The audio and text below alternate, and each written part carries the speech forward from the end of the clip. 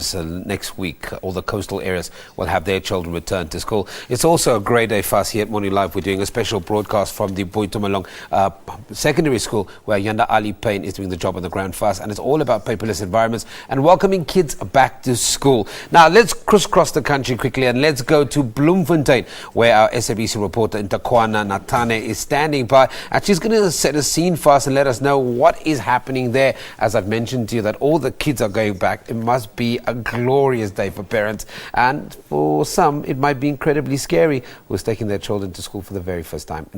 Nthakoana, good morning.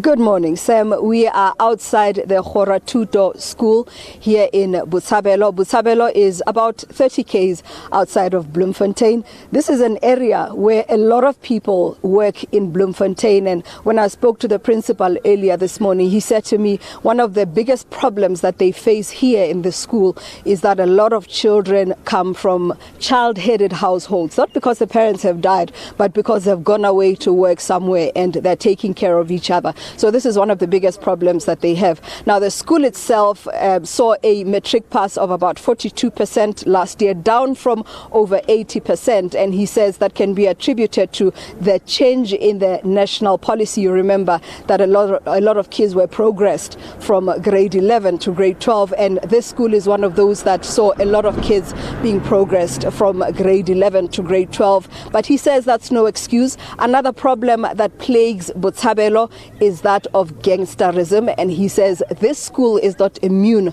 to that problem. They saw a lot of that affecting the school, affecting the performance of the kids here. But this year, the school will have more than 800 kids coming in. They've already started streaming in. We heard the principal shouting to them to run into the school because they're supposed to be here around 7 o'clock, but they are coming in, and in a lot of numbers. Sam?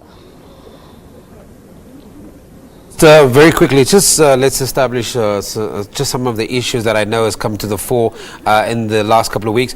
We still hear about child-headed households. How is the schools, and especially the education department in that part of South Africa, dealing with the fact that there are many homes in South Africa where children are running those households and still having to go to school and expected to achieve some results? Well, according to the principal here, he says he personally sometimes has to even drive to the homes of these children to bring them to school himself, because he realizes that if he doesn't do that, perhaps he will end up with no kids whatsoever in the school, or the kids in the school will not perform to the standard that he wants them to. But as I say, for Botshabelo in particular, and other areas perhaps, you can say that child-headed households are a result of parents passing away, because as you know, we have in this country and in other countries in the sub-Saharan region the HIV/AIDS pandemic. But here in Botshabelo, mainly because parents have to go to work and they live away from home a lot of the time. He says some of the kids will be brought by an uncle who's not much older than they are, or a relative who's not much older than they are. And what we have found out is that the schools themselves have to go beyond the call of duty to go into the communities and make sure that the kids come into the school and deal with the other social ills that affect the kids that come into the schools. Sam? Nthakoana, let's quickly look at the other issues affected. There are many reasons why some of these households are child-headed. What is the role of social services vis-a-vis the Department of Education, and how do they make sure that these children understand that there are still a bright future ahead for them, that they should still be enrolled in school? And at the end of the day, I think the big problem is also making sure that there's food on the table. Well, we will talk to the principal later on today to find out what the role of social services and the Department of Education is in terms of assisting them to ensure that they deal with the other problems that they come across outside of the education sphere here in Botshabelo. But from what we established when we spoke to the principal earlier on, as I said, the pass rate had gone down from around 80% to to around 40%. And these are some of the things that they will have to deal with. And we will find out when we speak to him later on today what it is that the Department of Social Services does and what the Department of Education does to assist them. Sam?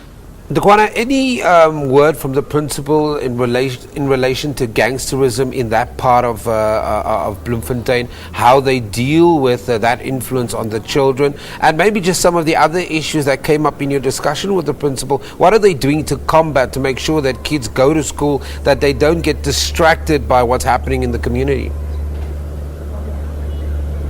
Well, he says that they hold camps from time to time. He says one that they held particularly for the matrics who were going into their exams last year was disrupted because of the gangsterism. But they are not relenting. They are not giving up on ensuring that the problem of gangsterism that is quite widespread here in Botshabelo doesn't affect them. He says that they are ensuring that the more than 200 kids who will write matric this year will go to a number of camps with other kids. They go to other areas like Botshabelo, which they did, or rather other areas around here like Tabanchu, to bring the kids together from other areas so that they understand or share experiences, and that they share experiences with children from areas that are different from where they come from. And these are just some of the things that they do. So the camps, he says, help quite a lot, but he says they can be disrupted because the kids obviously come from different backgrounds and others are more affected, or some are more affected than others, but he says they are keeping on and ensuring that the problem is dealt with. Nthakoana Ngatane, thank you very much for joining us from Bloemfontein and kind of putting us into the picture of what's happening in that part of South Africa. It's back to school inland, as I mentioned to you. Of course, that on the coastal areas will be going back to school next week. Just so much to touch on today. We'll also be crossing a little bit later to our